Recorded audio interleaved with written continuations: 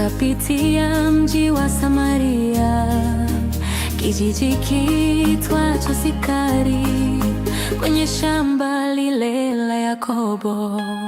Tunywe maji ya uhai, tusipate kiu tena. Maji nayo ni Yashua Masihi, ukiyanywa kiu kimeondoka. Yashua Masihi aliteti kisimani kilichokuwa kwenye shamba la Yakobo, alichompa Yusufu mwanae, akiwangojea wanafunzi wake. Tunywe maji ya uhai, tusipate kiu tena.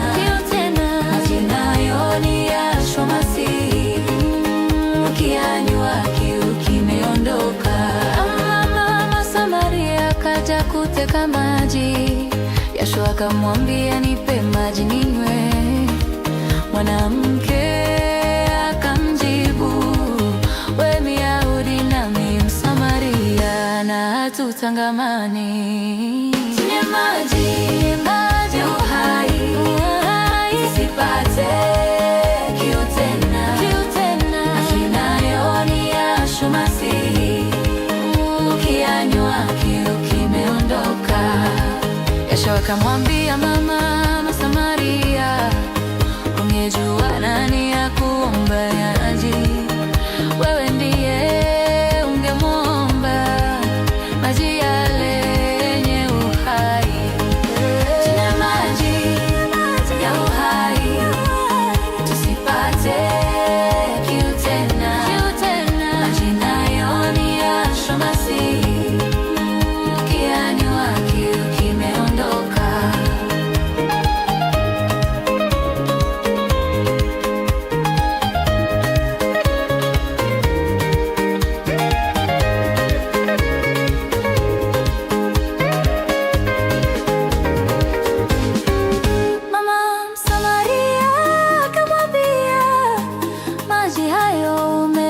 Wapi? Nipe nami ili ninywe, na sitarudi kisimani kuteka maji. Tunywe maji ya uhai, tusipate kiu tena. Maji nayo ni Yashua Masihi, ukiyanywa kiu kimeondoka. Yashua akamwambia mama Msamaria, nenda ukamlete mumeo. Mwanamke akamjibu Yashua, mimi sina mume wangu. Yashua akamwambia, umesema vyema. Tunywe maji ya uhai, tusipate kiu tena. Maji nayo ni Yashua Masihi, ukiyanywa kiu kimeondoka. Yashua akamwambia mama Msamaria, umekuwa na waume 5, na yule uliye naye hata leo sio wako. Mwanamke akastuka sana.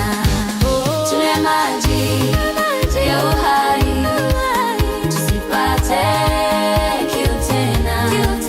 Maji nayo ni Yashua Masihi, ukiyanywa kiu kimeondoka. Aliuacha mtungi kisimani, akaenda mbio kuwaita watu, njoni muone mtu aliyenipa habari zangu zote, huenda yeye ndiye Masihi.